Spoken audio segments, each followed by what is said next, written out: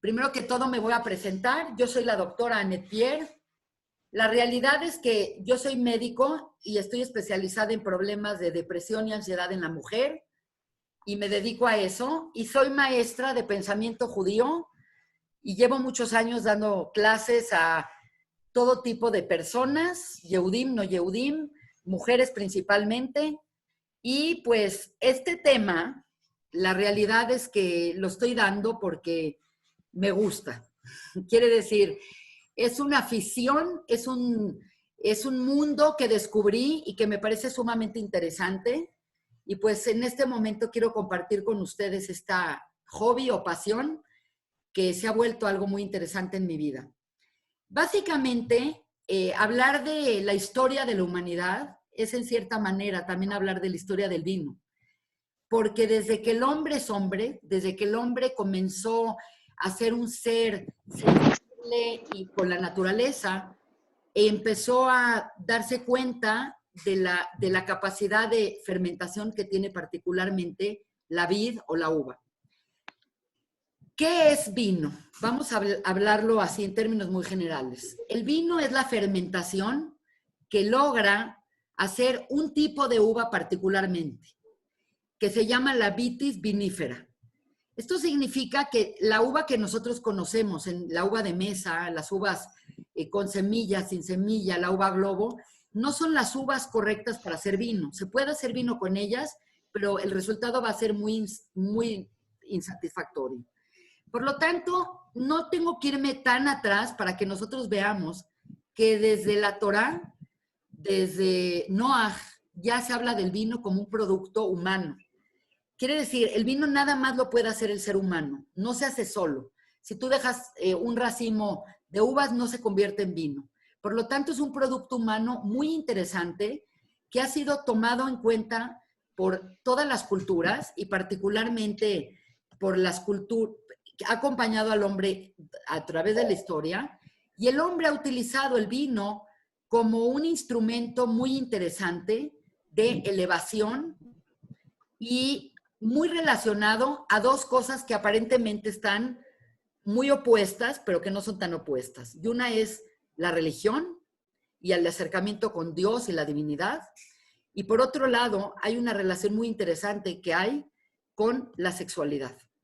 Por lo tanto, tenemos dos extremos muy interesantes en donde el vino está presente. El vino ha acompañado a la humanidad toda la vida y es muy interesante, independientemente de lo que es la historia del vino, hablar un poco de ciertas cualidades y ciertas cosas que tienen que ver con el vino. De pronto ahorita pensamos que el vino está de moda, pero la verdad es que el vino siempre ha sido algo presente en la mesa.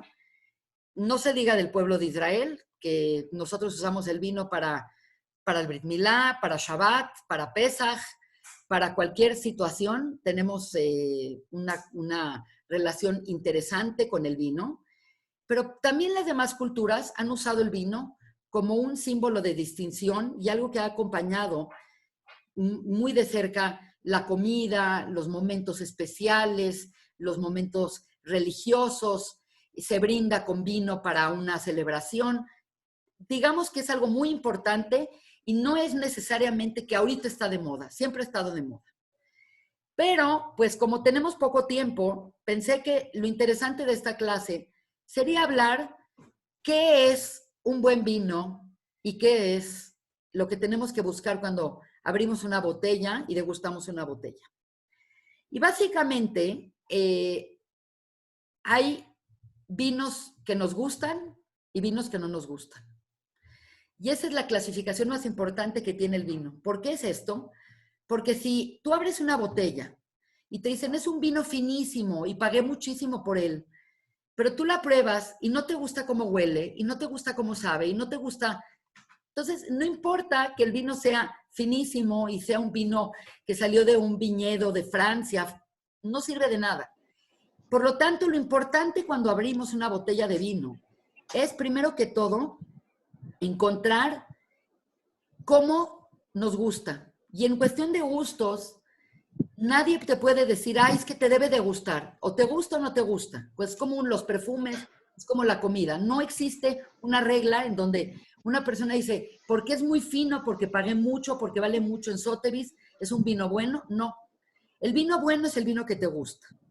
Y básicamente, de las cosas más importantes que tenemos que ver en un vino es su equilibrio. Cuando en un vino lo probamos, sentimos armonía, sentimos que fluye, sentimos que está interesante, entonces ya estamos frente a algo que nos gusta.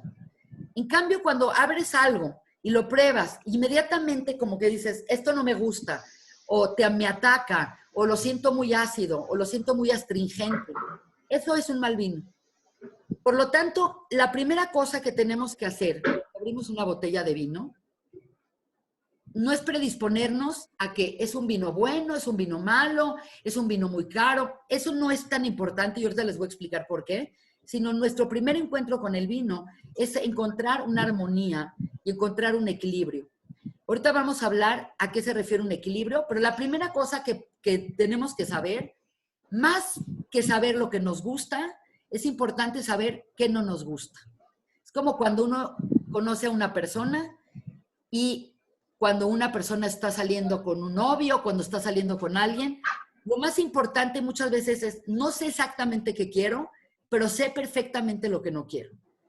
Entonces es muy importante saber qué no queremos. Entonces mucha gente me dice, es que no me gusta el vino, pero hay todo tipo de vinos. Ahorita vamos a ver que esto es algo tremendo. Entonces no podemos ser genéricos y decir, no me gusta, no sé, porque hay todo tipo de vinos, hay vinos dulces, hay vinos ácidos, hay vinos astringentes, y por lo tanto, la primera impresión que vamos a tener con el vino es el equilibrio y la armonía que haya en el vino con nosotros. La otra cosa muy importante que tiene un vino que ofrecer es que el vino es algo de la naturaleza, no hay nada en la naturaleza y no hay nada en la producción del hombre más complejo que la producción del vino y lo que podemos encontrar en el vino.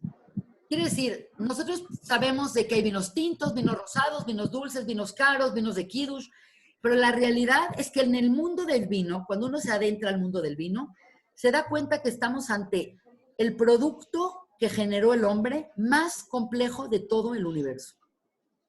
Y hay tantas variedades y hay tantos aspectos que evaluar dentro de lo que es un vino, que no podemos ni imaginar que hay sommeliers, que son la gente encargada de probar los vinos, que pueden detectar más de 10,000 cosas dentro del vino. Quiere decir, tú puedes decir, me gusta, no me gusta, me sabe ácido, no me sabe ácido, me fascinó el vino, pero hay gente que tiene la capacidad de analizar el vino desde muchos puntos de vista y a través de muchísimos parámetros. Por lo tanto, parte de la grandeza de un vino es qué tan complejo es. Como en la música. Puedes oír un cuarteto de cuerdas, puedes oír una persona tocando el piano, muy lindo, pero también puedes oír una orquesta en donde cada elemento juega perfectamente para crear algo que sea una sinfonía de información. Y el vino tiene mucha información y es muy interesante, por lo menos, adentrarnos a qué es esta información que provee el vino. La primera cosa que nos llama la atención es lo que se llama factores de calidad. ¿Qué es un factor de calidad? En general, los vinos están relacionados a varias cosas. Primero que todo, la tierra en donde se cultiva la vid es muy importante. Y uno como que pensaría que la tierra es una tierra hermosa, es una tierra llena de nutrientes, es una tierra fértil, y es todo lo contrario. La tierra correcta para cultivar la vid, la vitis vinífera, que es la uva, es una tierra pobre, es una tierra seca, es una tierra que nos llama mucho la atención porque cuando vas a ver dónde están sembrados, en Francia, en Italia, en España, en México, son tierras bastante secas. Y es muy curioso porque es muy importante el clima con respecto al vino, porque inclusive desde un terreno a otro terreno puede cambiar completamente cómo se da la uva. Por lo tanto, la tierra tiene muchísimo que ver con la calidad del vino y obviamente la Tierra está en relación con el clima, con la altitud, con la latitud. Y básicamente, para que nosotros entendamos, el clima perfecto para el vino es el clima mediterráneo. El clima mediterráneo deben de pensar en Italia, en la Toscana, tienen que pensar en Portugal, en España, en Bordeaux, en Francia. Son lugares en donde muchos elementos juegan y son importantes para que el vino se dé de una manera muy particular. Inclusive el mismo tipo de uva, si yo lo llevo a Francia, a un terreno, y llevo el mismo tipo de uva a Chile, a un terreno, puede salir completamente diferente, porque hay mucha información en la tierra y en el clima que tienen que ver cómo va a pegar el sol, cómo va a ser la humedad, si hay un bosque cercano, si hay un volcán cercano.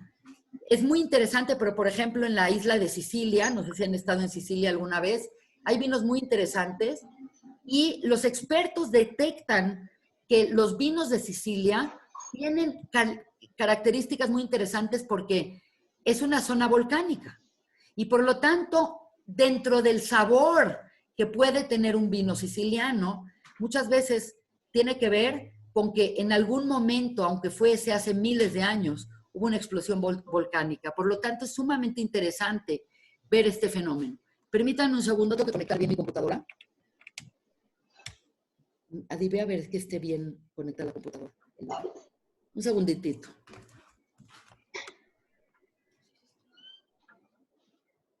Ya. Por lo tanto, la tierra y el clima son interesantes. Veranos con mucho sol, con noches frescas, con inviernos fríos, quiere decir, la luz, la cantidad de luz que hay en un lugar, la cantidad de sol que hay en un lugar, es algo muy importante. Pero esto va a hacer que la uva se desarrolle. Pero posteriormente viene una etapa donde la uva se tiene que concentrar y tiene que generar un carácter. Y precisamente ese contraste entre de pronto tener calor y de pronto tener frío es algo muy importante para contemplar el clima. Por eso encontramos que los lugares donde se da el vino normalmente tienen ese clima mediterráneo. Ahora, hablando de la uva misma se llama en lenguaje de los vinos, se llama cepa. Y pues acá les tengo que decir un dato muy interesante. Básicamente, pues tú pensarías que hay, hasta les pregunto, ¿cuántas uvas aptas para vino creen que hay en el mundo? Tomando en cuenta todas las de Francia, las de Australia, las de California, las de Italia. Y yo también me maravillé porque a pesar de que hay unas que son muy famosas, que ahorita vamos a hablar de ellas como Cabernet Sauvignon, Cabernet Franc, Chardonnay, esas son las típicas, pero dentro de la vitis vinífera, que es la única uva correcta para hacer vino, hay 50,000 diferentes tipos de uva. Eso significa que podría haber inclusive 50,000 tipos diferentes de vino. Y además, cada región va a imprimir en esa uva cierta personalidad y cierto carácter. Por lo tanto, a pesar de que hay uvas muy famosas que todo el mundo conoce, existen uvas que son específicas de ciertas regiones que se dan particularmente en cierta región. Por ejemplo, en Chile hay una uva muy famosa que se llama Carmenere. En Sudáfrica hay una uva muy famosa que es Shiraz y que también hay otra que es Malbec. En el valle, por ejemplo, en Argentina, uno va a Argentina y le dicen, pues tómate un Malbec porque acá es el vino principal. Quiere decir, cada lugar adoptó un tipo de uva. ¿Por qué? Porque se dieron mejor en unos lugares que en otros lugares. Y cada lugar, a su vez, va a producir algo completamente diferente del vecino de junto. Es decir, es algo muy, muy interesante. Ahora, otro elemento muy interesante, independientemente de todo el tipo de uvas que hay, es la añada. El término añada significa el año es algo muy importante, porque hay años muy buenos, donde el clima fue maravilloso, y hay años donde el clima fue pésimo, donde hubo mucho calor, o hubo demasiado frío, o hubo heladas, o hubo granizo. Entonces, hoy en día, ¿Cómo podemos saber si fue un buen año o no fue un buen año? La realidad es que en la computadora o en el teléfono puedes bajar un app donde te dice un vino de California del 2010 es magnífico en general, pero en cambio en el 2012 es malo. Por lo tanto, es muy interesante ver qué tan importante fue el año en que se cultivó. Y puedes tener viñedos maravillosos que producen vinos finísimos que tuvieron un mal año y obviamente esos vinos no se van a vender muy caros y no van a ser muy importantes. Por lo tanto, es otro factor muy importante. Ahora, el factor más importante de todos, es el que juega el lugar especial de todo, es el factor humano. Porque nosotros no vamos a hacer vino, porque hacer vino es muy difícil, porque hacer vino es muy complejo. Y cuando pensamos en alguien que hace vino en Francia, debemos pensar que a lo mejor hay viñedos que llevan trabajando 1000 años. Hay una tradición de 1000 años de personas que están trabajando y que saben exactamente en qué momento probar la uva, en qué momento cortar la uva, en qué momento macerar la uva. Hay el factor humano, es sumamente importante y hay muchísimo conocimiento. Básicamente, las personas que se dedican a esto se llaman enólogos. Me siguen viendo bien, ¿verdad? Porque algo me pasó en mi... Quiero en este momento compartir con ustedes una pantalla con la finalidad de que veamos unos datos muy interesantes con respecto al vino. Espero que estén conmigo y pues los que puedan ver esto va a ser muy interesante. Como podemos ver, hay todo tipo de uvas. Hay uvas blancas, hay uvas rojas, hay uvas negras y hay 50,000 diferentes uvas para hacer vino.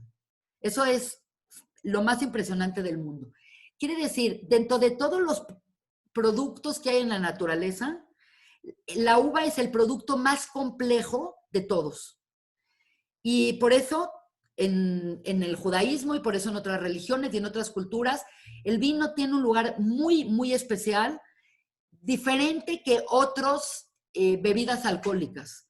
No se puede comparar la historia del vino y la riqueza del vino a otro tipo de bebidas, aunque sean también embriagantes y que tengan alcohol. Lo que quiero enseñarles ahorita es la producción mundial de vino en 2018. Vemos acá un mapa mundi en donde claramente vemos cuáles son los países que más producen vino. Y curiosamente, el país que más produce vino en el mundo, yo pensé que era Francia.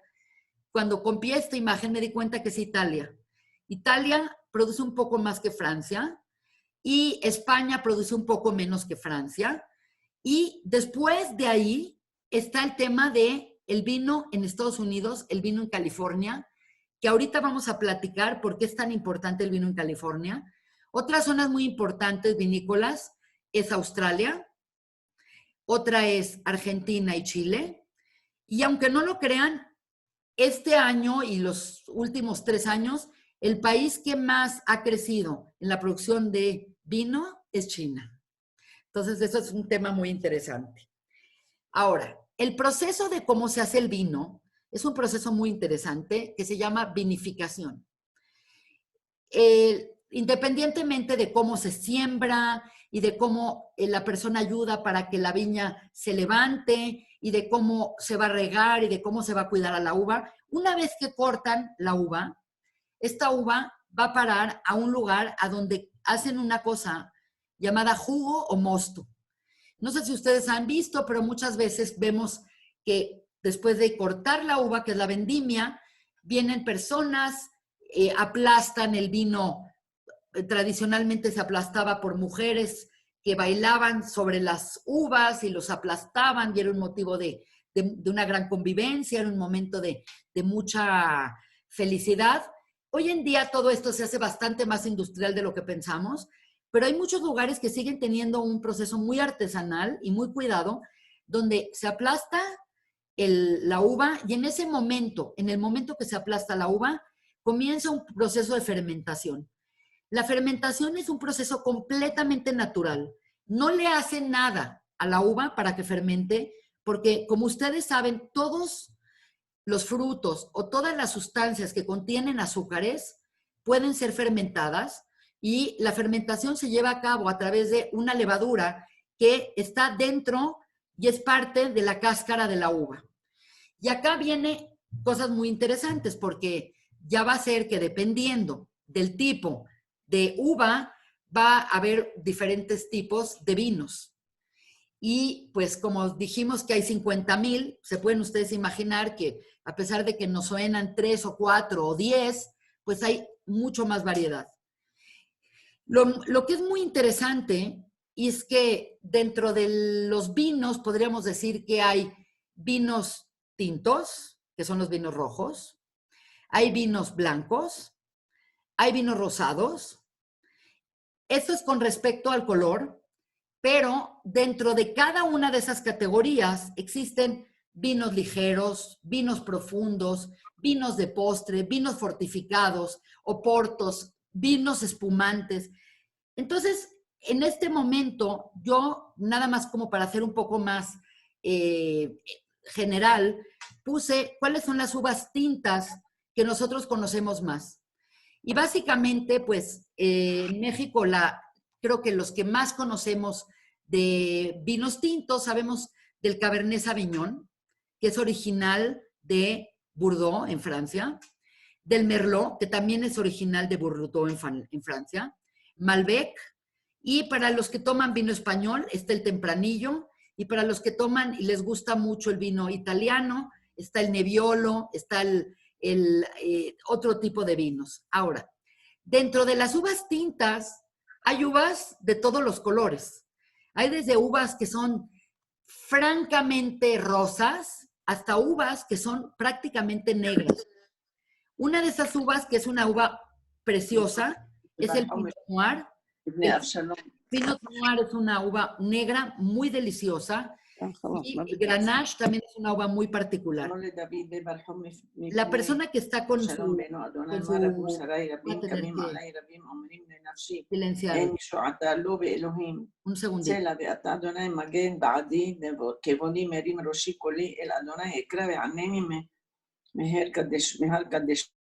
Ok, perdón. Lo que pasa es que silencia a la persona. Por lo tanto, estas uvas particulares son las que conocemos en México y son uvas muy, muy interesantes porque cada una de ellas produce otro vino. Ahora, les quiero decir algo muy interesante. Los vinos más famosos, los vinos más caros son los vinos franceses, no necesariamente porque sean mejor, y ahorita les voy a explicar por qué no necesariamente son mejor, pero si ustedes agarran una etiqueta de un buen vino francés, van a ver que no tiene de qué uva es. Porque muchas veces es una mezcla de uvas la que produce ese Chateau Lafite o ese Mouton Rothschild. Los franceses tienen una forma de explicar que el vino es producto completamente del viñedo y muchos de ellos se rehúsan a poner si tiene más Cabernet, si tiene más Merlot, si tiene algo acá. Ahora, tengo que decirles algo que es sumamente interesante. Pese a que siempre nuestra tendencia es pensar que los mejores vinos del mundo son los vinos franceses y los vinos italianos y los vinos de España, la verdad es que en 1976, los californianos, los americanos, dijeron, nuestros vinos puede ser que sean iguales, pero siempre estamos en desventaja porque la gente sabe que los franceses son los mejores. Por lo tanto, hicieron una cata ciega. La cata ciega es que traen a gente experta y sirven el vino, pero la persona que va a probar el vino no sabe qué está probando. Y por lo tanto, van probando, analizan muchos factores, que ahorita vamos a hablar de esos factores, y califican al vino.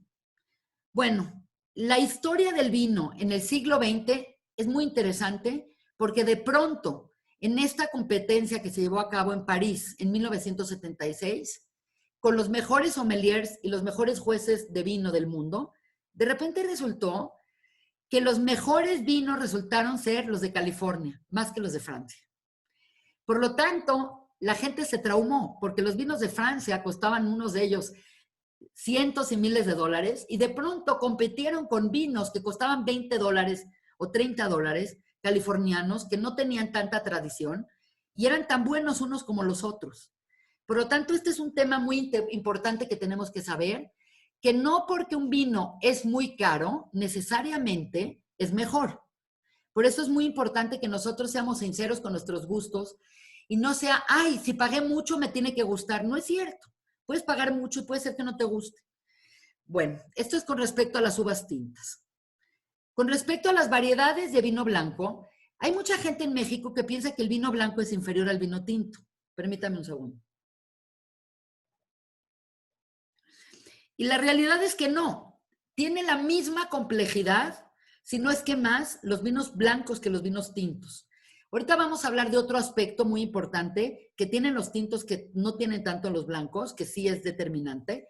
Pero dentro de los vinos blancos, normalmente, pues obviamente las uvas son blancas, a excepción de algunos vinos que son de uvas tintas, pero que le quitan el ollejo, que es el pellejo que tiene la uva, la cascarita de la uva, para que tenga un color claro.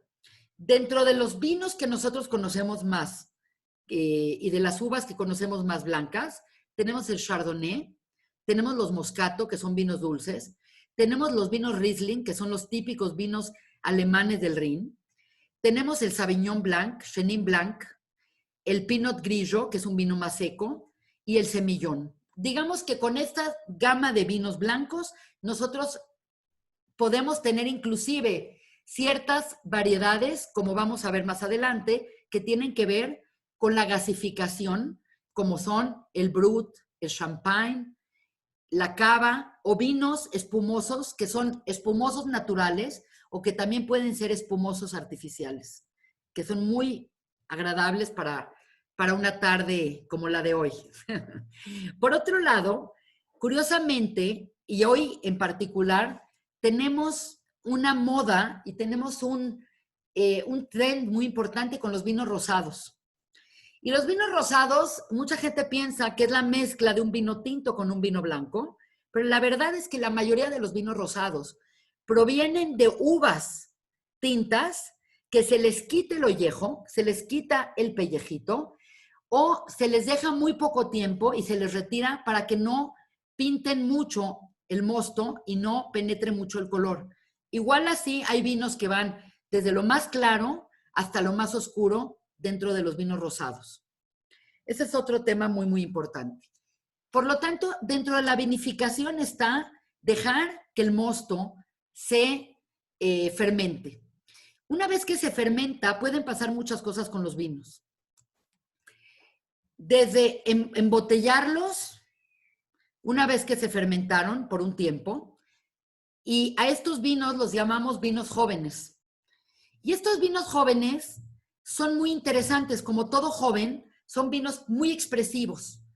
Quiere decir, así como pensamos en un joven que es como muy expresivo, pues los vinos jóvenes son muy expresivos, pero son muy buenos y son muy ricos y son muy fáciles de beber y son mucho más baratos porque el proceso es que lo fermentaron, lo embotellaron y están listos para venderse. Y dentro de estos vinos jóvenes, pues están muchísimos de los vinos que nosotros conocemos porque son muy accesibles económicamente y son muy buenos. Ahora, después de lo que es un vino joven, esos vinos pueden ir a una cosa llamada una barrica. Y la barrica es un lugar de madera, que normalmente se usa madera de cedro, en donde se pone el vino y se deja fermentar por más tiempo. Y obviamente, pues esto va a aumentar la fermentación y va a cambiar mucho el sabor del vino, porque ya no nada más está la uva y la fermentación propia de la uva, sino ya también hay un juego muy interesante con la barrica. Cuando un vino joven es puesto en una barrica, a esto se le llama un vino de crianza. Entonces, básicamente, está el vino joven, hay vino de semicrianza, que se deja poco tiempo en la barrica y después se embotella.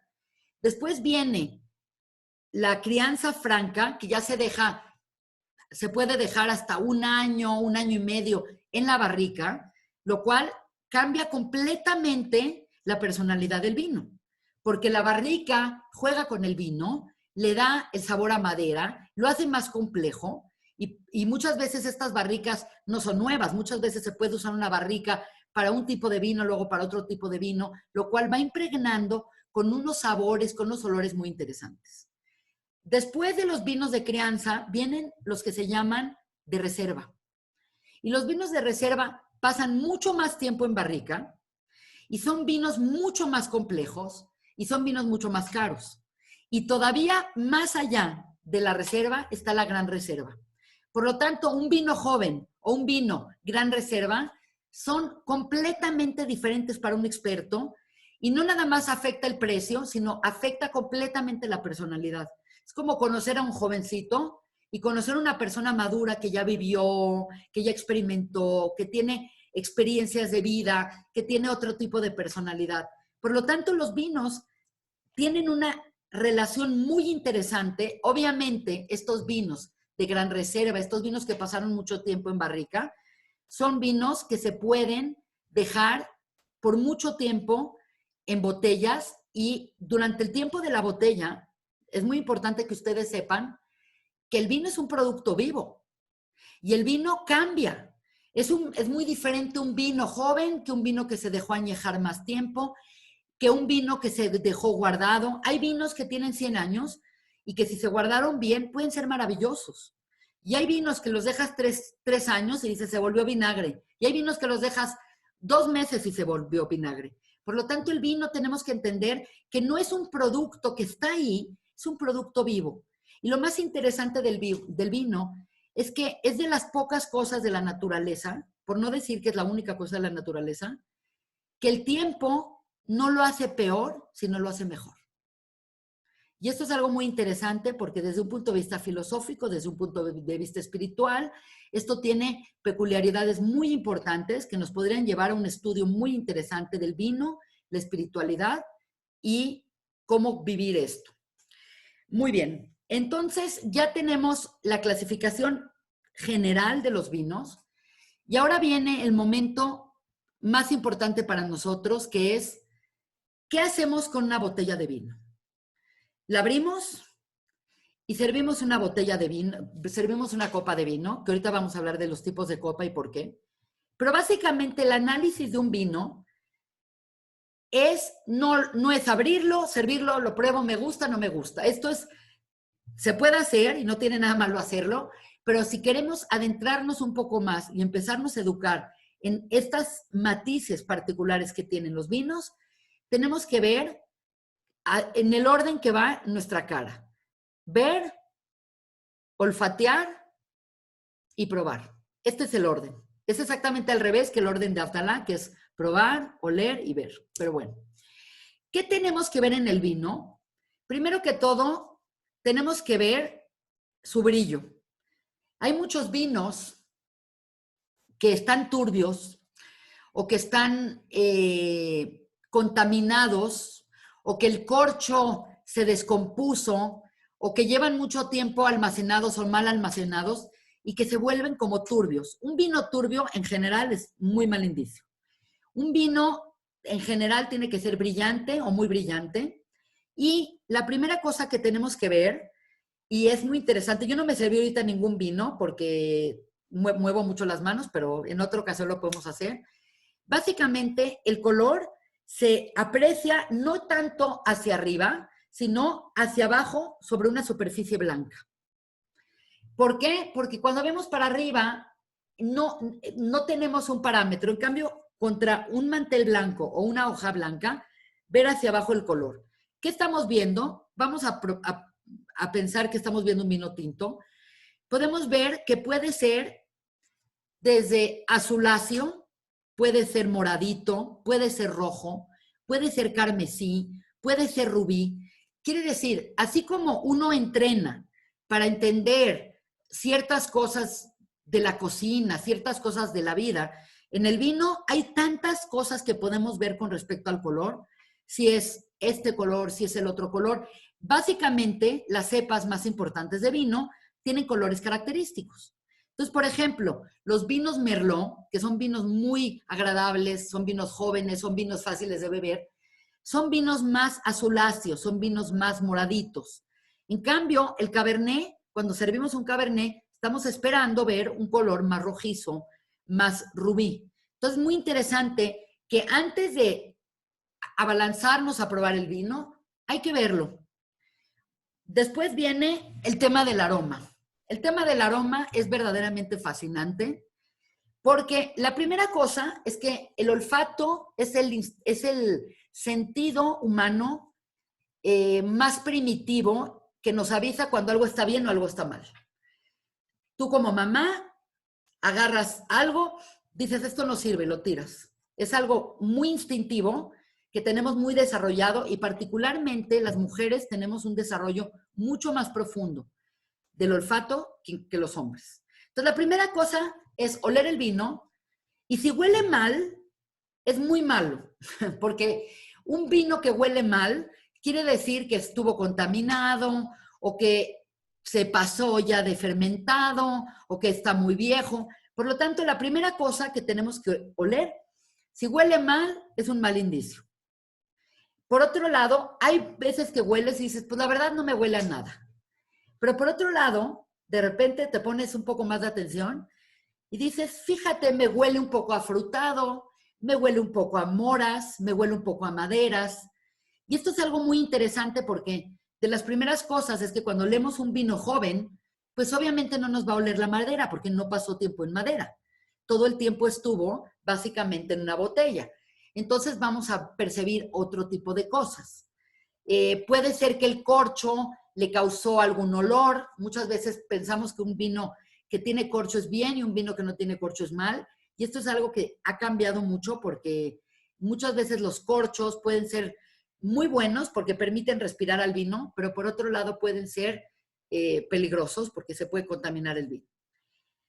Por lo tanto, ahorita vamos a ver un chart de todos los aromas que se van a quedar muy impresionadas porque hay todo tipo de aromas. Huele a lima, huele a frutas, huele a madera, huele a ceniza, huele a vainilla, huele a canela. Hay todo tipo de olores que evoca el vino y es muy interesante y por eso es también muy importante que el vino se sirva a la temperatura correcta. Porque obviamente un vino que está frío va a oler menos que un vino que está a temperatura ambiente, porque el calor suelta los aromas y en cambio el frío cierra los aromas. Entonces es muy importante que cada vino se sirva a la temperatura correcta si es que se quiere apreciar en su totalidad. Y obviamente lo más importante del vino va a ser el paladar. Va a ser un proceso en el cual la persona tiene que tener la primera impresión, después hay una segunda impresión que es cuando circula el vino en la boca y después hay el gusto que queda después de haber tragado el vino. Y esto es algo muy interesante porque la primera impresión se tiene que juzgar de una manera, después tienes que ver en su totalidad el vino y después tienes que ver con qué sabor te deja. En otras, nada más para ir como en orden, dentro de todos los vinos tintos y de todos los vinos blancos y todos los vinos rosados, existe una gama de colores muy compleja. Y obviamente hay vinos que son completamente blancos y hay vinos que casi ya llegan a ser casi rosados o tintos o dorados y dependiendo del tipo de uva va a producir el tipo de color. Y esto es algo muy interesante. Entonces hay mucha gente que ve y dice, seguro este es un Malbec. Un vino más oxidado puede ser un vino más antiguo, que no necesariamente es malo. Muchas veces hay vinos oxidadones que se volvieron muy complejos y pueden ser muy interesantes y buenos. Esto es con respecto al color del vino. Con respecto, ustedes van a ver acá algo muy interesante, que es un círculo cromático, en el cual básicamente lo que estamos viendo es todo lo que podemos percibir cuando leemos el vino. Y verdaderamente los aromas del vino son tan complejos que uno se tiene que entrenar y hay gente que se entrena y bueno, toda su vida va alrededor de poder distinguir, pero lo que quiero explicarles, y se los voy a poner un poco más grande para que lo puedan ver, es que de las primeras cosas que nos llaman la atención es si el vino nos recuerda algo, porque siempre nuestro aprendizaje va en función de cómo nosotros relacionamos algo con lo que ya conocemos. Entonces, de pronto la persona cierra sus ojos, huele el vino, deja que circule un poco el aire, que se oxigene un poco el vino, y no se debe de predisponer a leer la etiqueta y decir, este vino huele a esto o no. Nosotros tenemos que ser sinceros y oler, y de pronto vamos a percibir muchas cosas y muchos recuerdos, porque el olfato tiene mucha relación con la memoria y tiene mucha evocación a recuerdos. Por lo tanto, de pronto vamos a oler y vamos a oler como frutos del bosque, podemos oler chocolate, podemos oler cortezas, flores, podemos relacionarlo con nueces, almendras. Es muy interesante esto, porque la verdad es que nuestro gusto no está totalmente aislado del olfato. Tú sabes que cuando tienes gripa o cuando estás mal del olfato, las cosas no te saben. Casi todo nuestro gusto, por no decir el 60% de nuestro gusto, tiene una relación íntima con el olfato. Por lo tanto, es muy interesante darle un tiempo a que se oxigene y olerlo sin ningún tipo de predisposición, porque la experiencia nos puede remontar a cosas muy interesantes. Y es muy interesante que poco a poco una persona tenga la capacidad de cada vez percibir más olores y más cositas. Cuando de plano olemos un olor que no nos gusta, pues ya, no hay que seguir adelante. Pero normalmente los vinos nos traen recuerdos y nos traen mucha información olfativa que es muy importante tomar en cuenta. En este otro círculo que les estoy poniendo va una relación íntima entre los aromas y los sabores del vino. Y obviamente, pues, por un lado están los frutales, por otro lado hay vinos que nos recuerdan a cosas más vegetales o cosas químicas. Muchos vinos nos recuerdan cosas de especias. De pronto dices, es increíble, pero este vino lo siento que me huele un poco a albahaca, un vino blanco, hay muchos vinos blancos que pueden oler a albahaca, pueden oler a cítricos, algunos de ellos huelen a canela, a cardamomo, a especias, y eso es la riqueza del vino, porque si te recuerda algo y te evoca algo, no es como tomar algo genérico. Por eso nunca los vinos se han vuelto algo genérico. Tú puedes tomar una Heineken en Holanda, en México, en Acapulco, y es la misma Heineken. Yo sé que la experiencia es con respecto al exterior, pero cada vino, y por eso es muy interesante que cuando viajemos probemos los vinos locales, porque cada vino va a estar en función del suelo, de la gente, del terruño, de la vid, del clima, y es una forma muy interesante de conocer. Y el hecho es que hay mucha gente que hace viajes nada más para ir a tomar vinos y sus maridajes correspondientes. Por lo tanto, es sumamente interesante que nosotros empecemos a descubrir en nuestro vino, y aunque sean vinos que dices, bueno, un vino de Manischewitz, un vino de Shabbat, no son vinos buenos, pero también esos vinos se puede hacer esa misma prueba. Quiere decir, también evocan cosas, también evocan, nos recuerdan, también nos traen olores, nos traen sabores. Es sumamente importante. Algo que es interesante para mí decirles es que la gente dice, bueno, ¿qué más da si la copa, no la copa? A mí dan un vaso de vino. Y la realidad es que el hecho de que cada vino tiene su tipo de copa es por una razón. Y lo importante, y también esto es importante, nosotros quisiéramos, vamos a un restaurante, sírvame una copa de vino, pero sírvamela bien. Bueno, servir bien la copa de vino no es llenarla, porque en el proceso de beber el vino es muy importante dejar una cámara de oxigenación para el vino. Por lo tanto, cada tipo de vino se sirve en otro tipo de copa para generar otro tipo de oxigenación y otro tipo de golpe nasal y otro tipo de beber. En esta fotografía que ustedes ven acá, vamos a ver que las flautas largas se usan para los vinos espumosos, ya sea el champán, la cava, el brut, hasta los vinos como Asti Spumanti se deben de servir en flautas largas.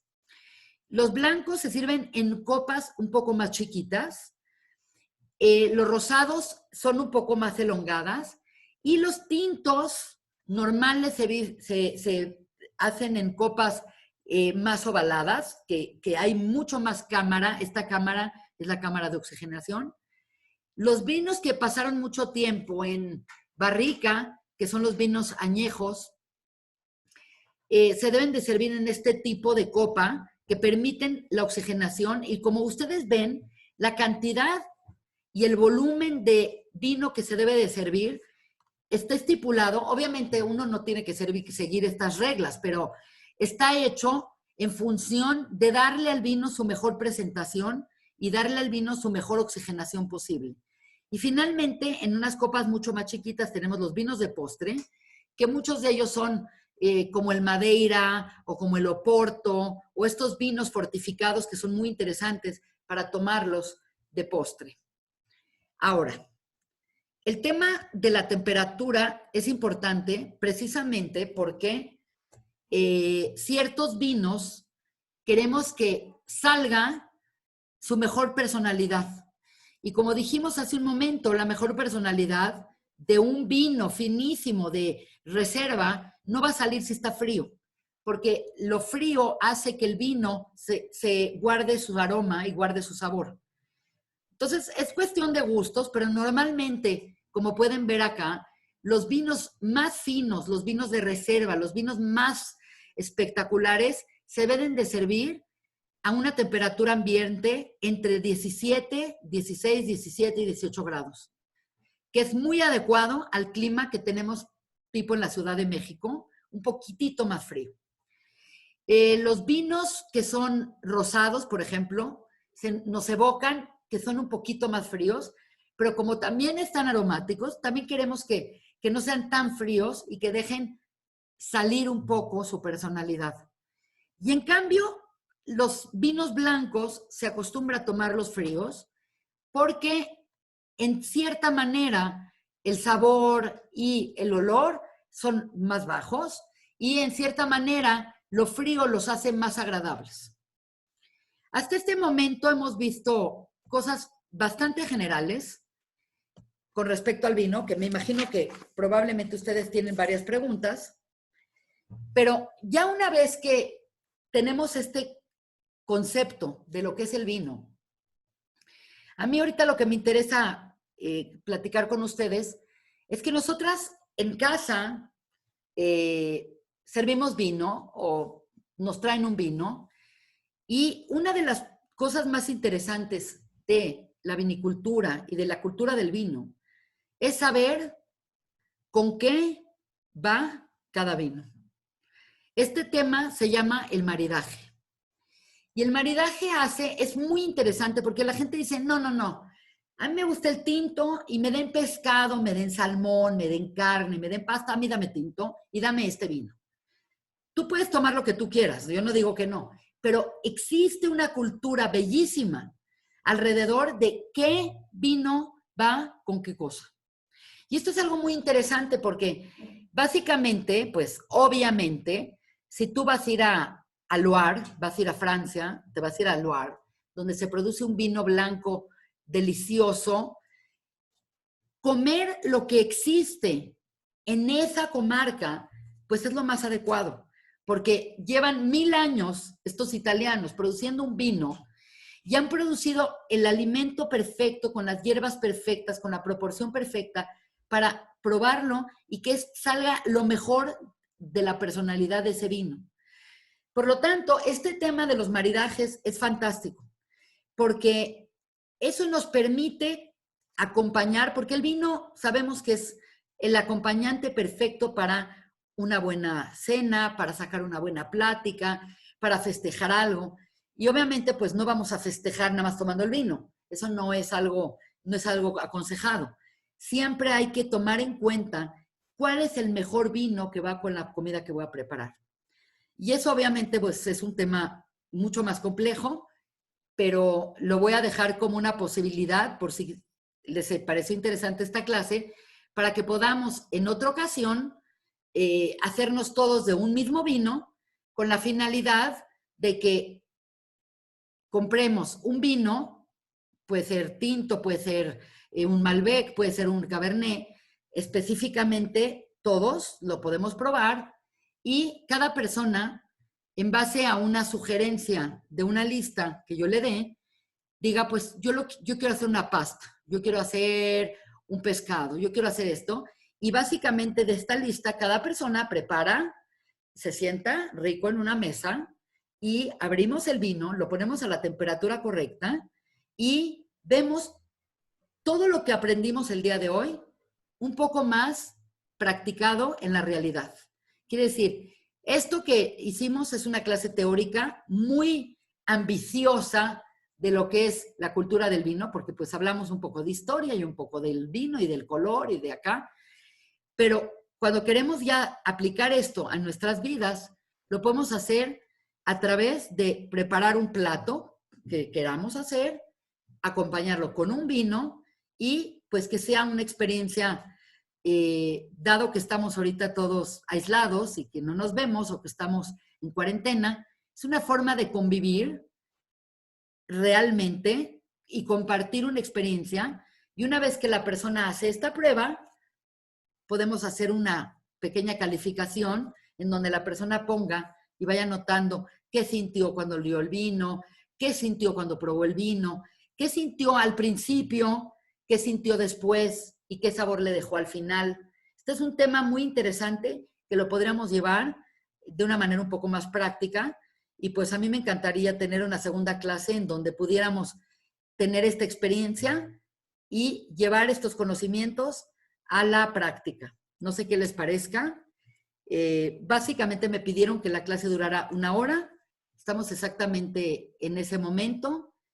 Y pues ahora lo que me gustaría es que yo no es que sea la más experta del mundo, yo no estudié eso, yo les dije que soy doctora y maestra de filosofía judía, pero me fascinaría que me pregunten y con mucho gusto si les puedo contestar, les voy a contestar. Adelante, por favor.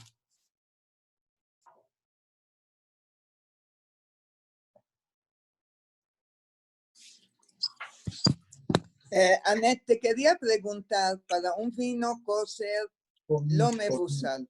Muy bien. ¿De cuál región, de cuál marca sería bueno comprar? Es muy buena pregunta porque el tema del vino en el judaísmo es un tema muy serio y realmente si analizamos, el vino acompaña todas las ceremonias importantes. En el judaísmo están acompañadas de vino. Shabbat, y cuando nace un bebé, el Brit Milá, y cuando se casan los novios. Quiere decir, es un tema muy interesante. Ahora, el tema alágico del vino kosher. Kiddushim. Se llama Kiddushim. El vino kosher no es un detalle menor. Quiere decir, la alajá del vino kosher es una alajá importante que para muchos es lo mismo, no es lo mismo. No es lo mismo. Y principalmente hay 2 tipos de vinos kosher, como tú lo acabas de mencionar. Uno es un vino que se llama mebushal, que significa que es un vino que subió su temperatura, se pasteurizó, y es un vino que en cierto grado bajó un poco su potencial de madurar, pero hoy en día los vinos mebushal no los hierven como antiguamente en una olla, sino le suben la temperatura con un electrodo y inmediatamente bajan la temperatura de tal manera que lo único que hacen es que pierde un poco la capacidad de seguir madurando. Por lo tanto, en general los vinos que son mebushal son vinos muy prácticos porque los puede servir cualquier persona, se pueden quedar abiertos, los puede servir un mesero, los puede agarrar la muchacha. Es un vino muy fácil, pero obviamente suele ser de menor calidad que un vino que no es mebushal, porque el que no es mebushal es un vino que todavía está vivo y que puede crecer, puede madurar, etc. Pero es un vino que tiene el peligro de convertirse en no kosher si un gentil lo toca y pues está mal. En algún momento, si quieren aprender alajá de esto, lo podemos hacer porque yo se me la sé. Pero lo que sí les puedo decir es que en general los vinos mebushal que hay hoy en día son vinos jóvenes y muy accesibles y están a muy buen precio. En general, los vinos no mebushal, hoy en día Israel produce vinos maravillosos. Quiere decir, antiguamente había vino seco, vino dulce y gamarnu. Y hoy en día hay en Israel un boom gigante de vinos. Y lo más increíble de todo es que muchas compañías serias de vino de Italia, de España, de Francia, se dieron cuenta que aunque hay muy pocos Yehudim en el mundo, es un mercado que está buscando mucho y muchas compañías italianas, españolas, chilenas se metieron a hacer vino kosher. Entonces, decirte cuál es un buen vino, pues en Israel hay un viñedo maravilloso que se llama Jardín, que me fascina, que tiene vinos buenísimos, que tienen vinos desde vinos de $15 hasta vinos de $200 y $300. La realidad es que hay vinos, inclusive en México, hay buenos vinos kosher, pocos, pero hay importados, hay excelentes vinos de Chile, de Argentina, de España. También depende cuánto quieras gastar para un vino, pero a mí lo que les quiero proponer es que si les interesa mucho obtener la experiencia de abrir una botella y ver cómo se abre y cómo probarla y cómo se marida y cómo se hace el maridaje, nos propongamos un vino kasher, buenos, bonito, barato, en el que la persona va a tener la experiencia, va a pagar poco y va a tener una gran experiencia. Y vamos a ver que la sorpresa es que hay muchos vinos de 10 y 15 dólares que le dan batalla a un vino de 30 y 40 dólares. ¿Por qué? Porque el mundo ya no es como fue antes, que se quedó todo en secretos de familia. Y hay mucha gente que hoy en día se puso a hacer vinos en California, en Chile, en Argentina, en Coahuila, en Baja California, y les están quedando bien. Es cuestión de gustos, pero a mí personalmente me fascinan algunos vinos de Chile, me fascinan algunos vinos de California, y pues con mucho gusto lo podríamos llegar a hacer. Pero particularmente si quieres comprar un vino no mebushal muy bueno, yo te sugiero que compres un Jardín. Jardín. Sí. Gracias. Sí. Por favor, pregúntenme un poquito más. Estoy acá puestísima para contestarles lo que gusten. Judith, ¿quieres hablar? Quita tu micrófono. Dice Lina que, por ejemplo, ¿cuál te gusta del chileno? Mira, no quiero ser tendenciosa, pero de un tiempo para acá, yo me hice muy amiga de un vinicultor chileno y traje unos vinos muy buenos y muy accesibles, que son vinos jóvenes. No son vinos de reserva ni de gran reserva, porque en México la gente no está muy versada en los vinos. Toman vino, pero dicen, este está bien para mí y está suficiente. Entonces, de los chilenos hay una marca que se llama Casa de Luigi, que son muy buenos vinos y son muy accesibles. Quiere decir, son vinos que nadie dejaría de comprar porque están en menos de 300 pesos y son vinos muy fáciles de beber, son mebushal y hay muy buena variedad, hay Malbec, hay Cabernet, hay Chardonnay. Yo estoy muy impresionada porque yo, por ejemplo, toda mi vida me fascinó el vino tinto y siempre estaba como completamente volcada hacia el mundo de los tintos. Y conforme me he abierto, he encontrado un placer gigante en algunos blancos y en algunos rosados. Es increíble, pero tiene que ver mucho el clima, tiene que ver mucho si es verano, si es invierno, si estamos en la tarde, si estamos combinando por ejemplo, el día de hoy, pues es el Día de las Madres. Yo fui a ver a mi mamá y pues no podía estar tan cerca de ella, entonces fuimos a un jardín, pusimos una mesa y llevé un Chardonnay y llevé como el maridaje perfecto, que es así un poco de salmón y un poco acá, lo serví aparte, unos quesos buenos y resultó maravilloso. Yo quedé encantada y pues es algo muy interesante porque si tomaríamos ciertos vinos con ciertos alimentos y que no son los más adecuados, no disfrutaríamos tanto el vino como cuando tenemos el alimento correcto. Ciertas carnes van con cierto vino, ciertas pastas van mejor con unos vinos que con otros. Y eso es algo que no estamos acostumbrados, porque a mí se me olvidó decirles algo muy importante que no quiero dejarlo de decir. En hibrit, la palabra vino se dice yain.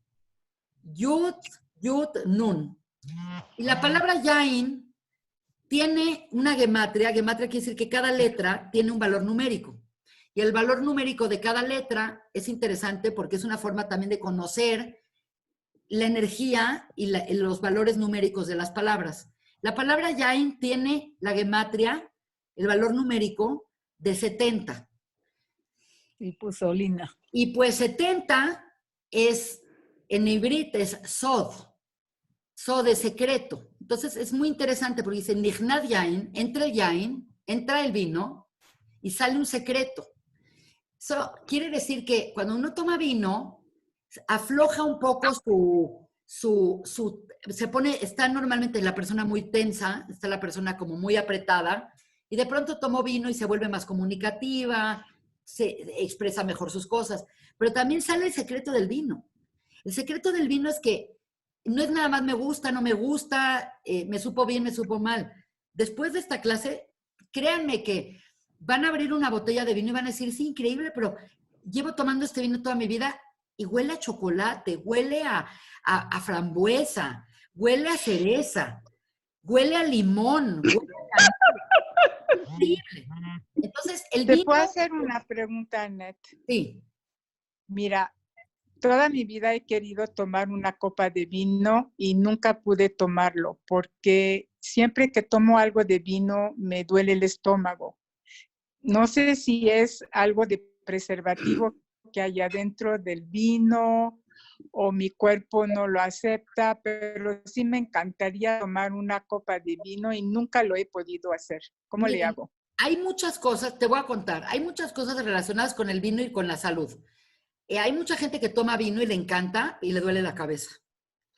Y eso es por una cosa que se llaman sulfitos. Exacto. Y hay gente que le da dolor de cabeza con los tintos y no con los blancos, y hay gente que en los blancos y no los tintos.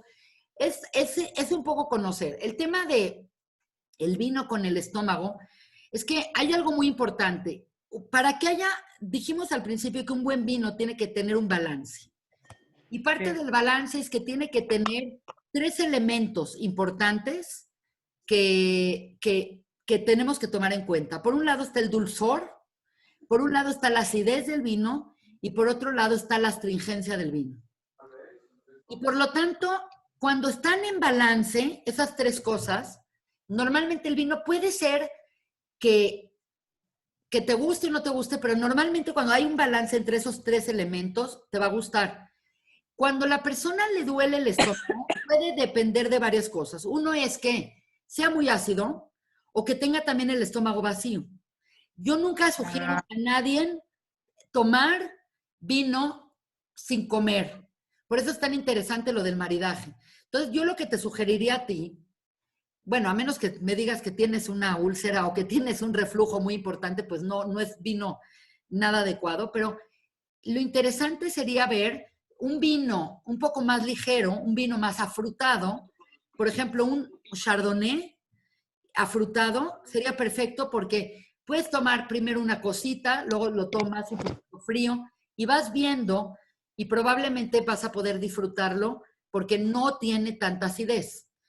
Ahora, la acidez no es nada mal en el vino. El problema es cuando es demasiado ácido y las otras cosas no compensan el sabor porque está salido de proporción.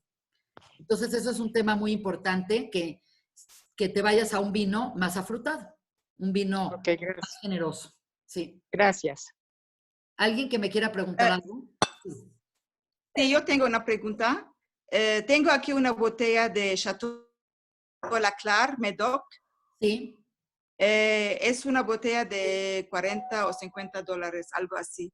Y aquí veo que está una mezcla de Merlot, de Cabernet Sauvignon, Cabernet Blanc y Petit Verdot. Sí. ¿Por qué están haciendo estas mezclas en una botella? Mira, es bien interesante. Yo pensé que era algo nuevo, lo de mezclar el vino, pero es una cosa que se hace en Francia desde antaño, siempre se ha hecho. Quiere decir, cada casa vinatera encontró la mejor proporción, porque muchas veces tienes una uva que tiene mucha personalidad, pero es muy ácida. Por lo tanto, si le metes un poquito de otra, puedes bajar la acidez y preservar la complejidad. Y balancear. Y los vinos franceses particularmente son muy mezclados. Y eso los hace muy especiales. Tu botella dice que está hecha de esto, pero hay muchísimos vinos que tú no te enteras qué es. Tú no sabes si es Cabernet Franc o es Grenache. Simplemente es como la fórmula y no son tan estrictos de decirte cuál es la uva. En cambio, en América, en California, en Chile, somos más como, este es un Cabernet, este es un Merlot, este es un Shiraz. Y por lo tanto somos como más sinceros y más transparentes. Pero hoy en día en Israel y en casi todo el mundo, la gente encontró que haciendo mezclas de ciertos vinos se puede lograr un balance muy bueno. Entonces, ya depende del enólogo y de la persona que está haciendo y que analiza y dice, a este vino le falta personalidad, le voy a meter de este que tiene mucha personalidad. Y este vino está muy astringente, le voy a meter algo que lo haga más suave. Por lo tanto, hoy en día no hay que ser muy puristas y hay que aceptar que la vinatería nos presente su mejor versión y si nos presenta algo mezclado, probar y adelante. No es nada malo, es algo que se hizo en Francia y es relativamente bueno y L'Chaim aprovecha porque se oye como un vino muy bueno. Y dime, el alcohol que está en el vino, 10%, 15%, ¿qué significa? Te voy a explicar. En general, en las bebidas alcohólicas hay dos tipos de bebidas. Una que se llaman fermentadas y otras que se llaman destiladas. El proceso de destilación hace que el alcohol suba mucho de grado y en cambio la fermentación, puede haber fermentación baja, fermentación más alta. Por ejemplo, si tú analizas y abres una cerveza mexicana, cualquier cerveza mexicana oscila entre los 4 y 5 grados de alcohol. Quiere decir que por cada litro hay 4 o 5 grados de alcohol, que es bajo. Ahora, hay vinos que tienen muy bajo nivel de alcohol, como sería un Lambrusco, por ejemplo, que tiene 7, 8 grados de alcohol, pero normalmente los vinos de mesa, los vinos que tomamos, tienen aproximadamente entre 13 a 15 grados de alcohol. Exacto, es lo que hay aquí. Y lo que sucede, por ejemplo, es que si tú te fijas en un tequila o en un vodka, es mucho más. Por eso te tomas un caballito de tequila y es fuertísimo y en cambio necesitas 12 copas para tener el mismo efecto. Y es muy diferente lo que es la fermentación que lo que es la destilación. Ahora, hay muchos vinos que son fortificados.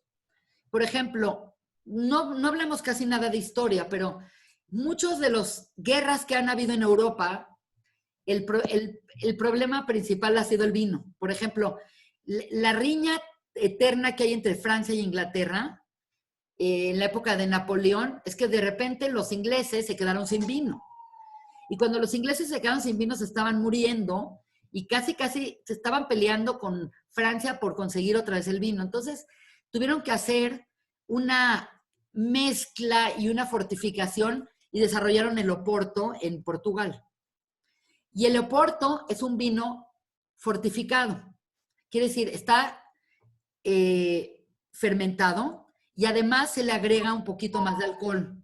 Y eso lo hace más estable y aguante más. Entonces es muy interesante que cada uno de los vinos, cuando ya empiezas con vinos especiales, puedes encontrar fortificados, unos gaseosos naturales, otros que se le agrega gas artificialmente. Y otra cosa que no mencionamos es que hay lo que se llama la denominación de origen, y la denominación de origen va a ir en función de ciertas regiones que tienen como controlado, ¿no? La denominación es controlado. Es controlado y es típico de esa región. Es como decir, el tequila es típico de Jalisco. Tú puedes hacer tequila a lo mejor en Coahuila, pero ya no es lo mismo porque no es de esa región. Entonces, este tema de la denominación de origen es muy específica, particularmente en Europa, donde la gente lleva siglos haciendo vino, y por ejemplo La Rioja, y por ejemplo Ribera del Duero. La denominación más compleja de todo el mundo la tiene Italia.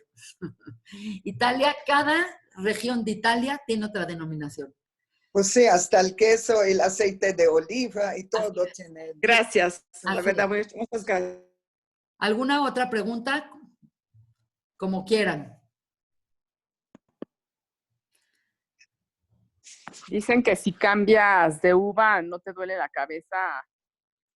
Si te gusta tomar el Cabernet y cambias a Merlot, ya cambiando de uva ya no te da dolor de cabeza. Mira, lo que sí te puedo decir es que cuando se toma vino, no se debe de tomar otra cosa. Quiero decir, una vez que tomas vino, te tienes que ir con vino. Casi toda la gente que tomó vino y que luego le dolió la cabeza después de una boda y todo esto es porque tomaron vino, luego tomaron vodka, luego tomaron un tequila. Cambiar de alcohol es muy delicado para el tema de los dolores de cabeza. Y es muy importante que si un vino te cae bien, no le muevas. Si eres una persona que tiene dolor de cabeza. Yo no creo que cambiar de uva te da dolor de cabeza. Pero hay gente que particularmente el vino tinto le da más dolor de cabeza que el blanco. Eso es una realidad. Hay muchas cosas relacionadas al vino con la salud y por eso ahorita el vino se ha vuelto todavía más famoso de lo que era y universalmente más famoso. Porque es una bebida que tiene ciertas cosas que con moderación O del corazón. puede ser saludable. Por ejemplo, si una persona come una comida que hubo bastante grasa, que hubo carne, etcétera, el vino hace que las grasas se disuelvan más fácil y la digestión sea mejor. Por otro lado, el vino tiene, como es un producto fermentado natural, tiene ciertas bacterias que son muy buenas para nuestro colon. Entonces, y tiene antiviral, y por otro lado, es bueno para diluir ciertas grasas. Pero obviamente todo esto es con moderación. ¿Antivirus también? Sí. Le iba a preguntar contra el coronavirus. Aunque no lo crean, el virus del corona o cualquier otro virus no se desarrolla en el vino. El vino es como Se cortó, ya no se escuchó. El vino es completamente limpio de virus. Tiene una cosa que se llama resveratrol y el resveratrol es un compuesto antiviral. Eso no quiere decir que si tomas vino no te da, porque en Italia toman mucho vino y estuvieron en una crisis. Ah, es cierto. Pero a lo que me refiero es que así como una persona se puede enjuagar la boca con agua con sal o se pone algo para limpiar la boca, créanme que el vino sirve para lo mismo y sabe mejor. Así que les recomiendo que si se quieren enjuagar la boca con algo, hagan un poco y particularmente el Malbec es el vino que más tiene resveratrol. Entonces, mucha gente llega a su casa porque salió o algo y se dan un trago de Malbec. Annette, ¿tú conoces a alguien que nos pueda vender vinos kosher buenísimos? Mira, hay vinos kosher buenísimos y también depende cuánto quieres gastar. Si quieres empezar a catar vinos y probar vinos y no eres muy estricto, yo te sugiero comprar vinos primero buenos, bonitos y baratos para ver cuál es tu estilo. Y ya después, la vida te va llevando a cada vez volverte más sofisticado. Es como en el arte. En el arte y en la música. La primera vez que oyes una música y dices, qué linda. Después te empiezas a volver muy específico, que me gusta este director y me gusta esta interpretación. Entonces, es mejor empezar de más sencillo y ir aumentando a más sofisticado. Así que yo les puedo compartir a todos un catálogo de vino. Si quieren, que hagamos una clase de vino, cateo y maridaje, pídanmela con tiempo y la preparamos y les mando diferentes opciones para que ustedes preparen en casa lo que quieran. Si una le gusta pasta, si otra quiere salmón, si otra quiere carne, y entonces hablamos de un vino particular con un maridaje perfecto para que lo vivamos y que esto no sea Annette, teórico. tengo 2 preguntas rápidas. Claro. Una, si haríamos esta otra clase, ¿con qué vino lo harías? Pues miren, todo depende. ¿Quieren un vino tinto o quieren un vino blanco? Tinto, por ejemplo, tinto. Si les gusta tinto y les gusta un tinto, les voy a decir algo. Cada tinto tiene otra personalidad, completamente diferente. A mí, yo soy muy de Cabernet. El Cabernet para mí es un vino que es muy misterioso, porque te sabe al principio de una manera y luego lo acompañas y te saca otros sabores. Es un vino, pero es un vino con más cuerpo. Si quieren un vino un poco más, no ligero, pero un vino un poco más aterciopelado, un vino un poco más fácil de beber, que tiene un poquito menos de acidez, no. podemos tratar un Malbec, que la verdad es que los Malbec de Argentina y de Chile no le piden nada a un Malbec francés. Están muy buenos. Y podemos todos proponernos tomar un Malbec. Hay que ver cómo hacérselos llegar, porque es difícil de uno en uno, pero si todas viven más o menos por cierta zona, mandamos a repartirles. Y yo personalmente me encantaría que sea un Malbec y podemos hacer un maridaje con pasta, que es como la especialidad del Malbec, o un guiso fresco, algo que no sea muy, muy condimentado, algo que sea como ligero, así como hoy que estamos un domingo ahorita y hacemos una cenita ligera o un canapé ligero para probar el vino. Si les parece. Estaría padre. Un queso pan vino. Annette, mi segunda pregunta, perdón, yo hago mucho vino kosher en mi casa. Quería preguntarte si tiene algún secreto, alguna cosa especial que hay para prepararlo. Pues no, la verdad es que el vino que se hace en casa es un vino que me imagino que le agregas azúcar, sí. Lo dejas desde junio hasta como Pesaj, lo cuelas. Lo dejo bastante tiempo y he notado que entre más años lo dejo, tiene un sabor extraordinario. Tengo vino de 2006, imagínate. ¡Qué maravilla! 2006 y está delicioso. Pues son estos vinos que hacemos en casa, se puede hacer vinos también de ciruela, etcétera, pero estos vinos, lo importante de estos vinos es que no se contaminen y lo importante de estos vinos es que en algún momento hay que colarlos y embotellarlos. Sí, y pues para hacer que sean kosher, la verdad es que es complicado porque los tendremos que hacer mebushal o sellar muy bien para que nadie más los toque y que nada más sellados, los... Tú o alguien en particular los... Tienes razón. Pero es muy, muy lindo hacer vino y... Sí, pero no tiene que ver la cantidad de azúcar, Annette. Lo que pasa es que los vinos verdaderos, estos vinos de los cuales estamos hablando, no tienen azúcar agregada. Claro, claro. Le ponemos azúcar porque el azúcar hace que se fermente más rápido. ¿Y dura más? Y dura más y se vuelve muy estable. Y el grado, muy dulce. Y el grado de alcohol, curiosamente, es casi igual que el de un vino de mesa. Quiere decir... ¿Por qué, Annette? Si no lleva nada de alcohol, o sea, ¿qué es? Es la cáscara, claro, lo dijiste. Es que se fermenta. En tu plática. Todas las frutas se pueden fermentar. Y por ejemplo, por la cáscara. En China hacen vino de arroz. El sake es vino de arroz. Y se puede hacer vino de ciruela y vino, pero particularmente en el judaísmo, el vino de uva, todo lo que es derivado de la uva, es algo muy, muy importante y tiene un significado muy, muy profundo que bueno, se remonta no nada más a Noah, sino también se remonta, hay una gran posibilidad que el fruto que no podía comer Adán y Javá fue la vid. Esto es lo que estudia el Gaón de Vilna y muchos Rabanim. y es muy interesante también, es una clase que me encanta dar, la doy más para Purim, pero es muy interesante. Pero el vino, de verdad que es algo muy, muy interesante, porque es el elemento humano más sofisticado de toda la naturaleza. No hay nada más sofisticado que el vino. Annette, Sí. hablando algo de lo que dijiste del árbol de la vid de Adán y Eva, Sí. Esta semana de casualidad escuché un comentario que me gustaría compartirlo, si no te importa. No, por favor, adelante. 3 horas antes de que empezara Shabbat, Sí.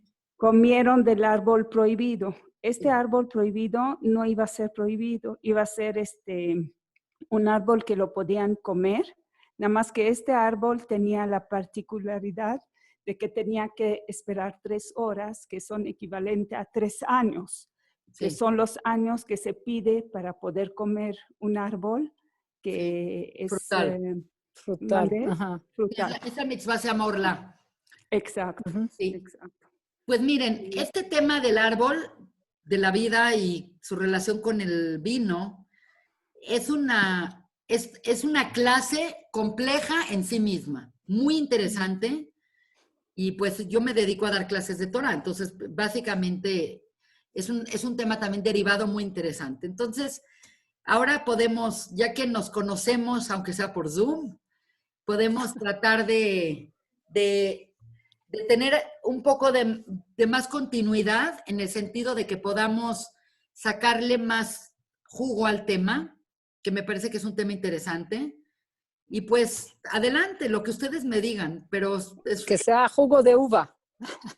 Pues créanme que el jugo de uva también está sujeto a las mismas leyes de kashrut que el vino. Wow, sí, sí. Así Sí. Por eso yo quería saber por qué Dafka, el vino es el que hace el kiddushim, ¿por qué no el jugo de manzana?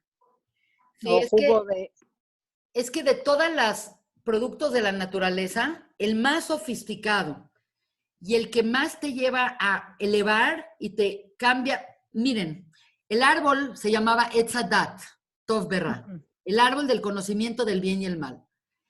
¿Qué comes en tu vida normal que te cambie el conocimiento, que te cambie el dat? Pues el vino. Sí, nada más. Quiere decir, si yo como pan, no me cambia mi dat. Si yo como salmón, no me cambia mi dat. Lo único que me cambia el dat es el vino. Entonces, créanme que el vino siempre está en la mesa judía y siempre está en las ceremonias y todo para elevar un momento normal, Hol a Kodesh. Por eso en Shabbat se empieza con Kiddush. La boda se llama Kiddushim. Kodesh es elevarte, es ir más allá. Entonces es muy interesante que sea el vino el elemento que te permite llevar allá. Entonces, por ejemplo, Shabbat empiezas con Kiddush y terminas con Avdalá, que también es con vino. Entonces está como envuelto toda la Kedushá de Shabbat en el vino. Pesach no se diga, tienes 4 copas de vino. Purim es la fiesta del vino. Entonces es muy interesante entender que el vino es mucho más de lo que pensamos. El vino tiene que ver con cosas muy profundas de Machshavá, muchas cosas profundas de estados de conciencia elevados, y por lo tanto no nada más se disfruta, sino también se puede capitalizar mucho en el concepto de todo lo que otorga el vino. Y créanme que cuando una persona es conocedora, es conocedora. Hay gente que le dan a probar un vino y dice, es tal vino de tal reserva, de tal casa, y le atina. Y hay millones de vinos en el mundo. Entonces, nada más para que vean lo específico y lo especial y lo maravilloso que es el mundo del vino. Por eso esta plática se llamó El fascinante mundo del vino. Y de veras fascinante. Muchas gracias. Gracias, Annette. Preciosa, preciosa. Gracias, Annette. Y yo me comunico con Rita y con Rezi para, si quieren cualquier otra cosa más adelante, les mando a todas besos. Feliz día. Estamos en contacto, si Dios quiere. Y que muchísimas gracias, Annette. Que tengamos mañana te escuchamos. Exacto, si Dios quiere también. Muy bien. Besos a todos. Felicidades a todas. Gracias. Gracias, Tracy. Bye.